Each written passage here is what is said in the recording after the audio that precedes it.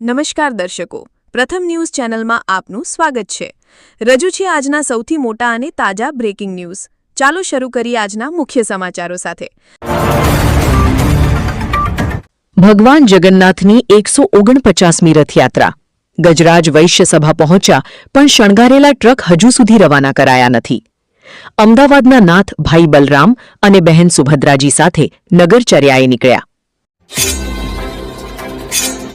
સુરતમાં પૂરગ્રસ્ત વેપારીઓ માટે રાજ્ય સરકારનું રાહત પેકેજ જાહેર।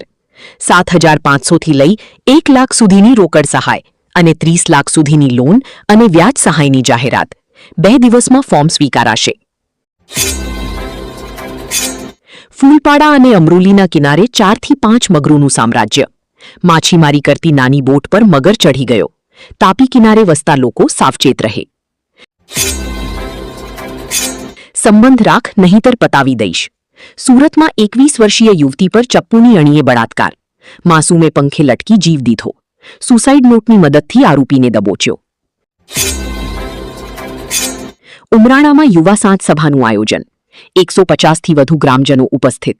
રત્ન કલાકારોના બાળકોને વિનામૂલ્યે પુસ્તકો અપાયા।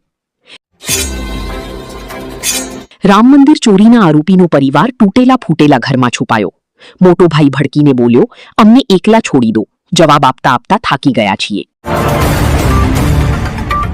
આ હતા આજના મુખ્ય બ્રેકિંગ ન્યૂઝ। વધુ સમાચારો અને અપડેટ્સ માટે જોતા રહો તમારા ન્યૂઝ ચેનલ। અમને સબસ્ક્રાઇબ કરવાનું ભૂલશો નહીં અને બેલ આઇકન દબાવો જેથી તમને નવા વિડીયોની નોટિફિકેશન મળતી રહે। ફરી મળીશું નવા સમાચારો સાથે। શુભકામનાઓ।